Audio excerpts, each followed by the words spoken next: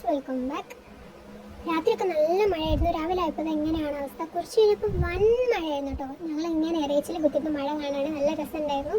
പക്ഷെ എല്ലാവരും സേഫ് ആയിട്ടിരിക്കും. ഒരുപാട് വാർത്തകളായി കേൾക്കുന്നു, ഒരുപാട് പുഴയിൽ വീണതും കുട്ടികൾ പുഴയിൽ വീണിട്ട് മരിച്ചു പോയതൊക്കെ. അപ്പോൾ എല്ലാവരും സേഫ് ആയിട്ട് ഇരിക്കുക കേട്ടോ.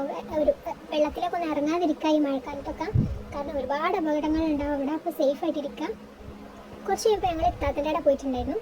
അപ്പോൾ പോകുന്ന മുന്നേ കടയിൽ കയറാണ് സാധനം മേടിക്കാൻ വേണ്ടിയിട്ട്. അതിൻ്റെ ഇടയ്ക്ക് ഞാൻ അങ്ങനെ വണ്ടിയിലിരിക്കായിരുന്നു. പിന്നെ മിഠായി നേടപ്പോൾ ഞാൻ ചാടി ഇറങ്ങി ഒരു കടയിൽ മിഠായിയൊക്കെ മേടിച്ചു.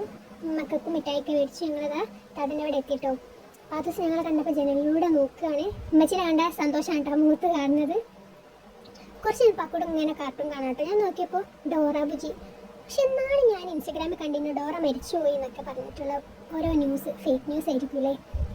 എന്തായാലും അക്കൂടെ ഡോറ ബുജി കാണാണ്. ഞങ്ങൾ കൊണ്ടുവന്ന് മിഠായിയൊക്കെ കഴിക്കാണ് കേട്ടോ പാത്തൂസ്.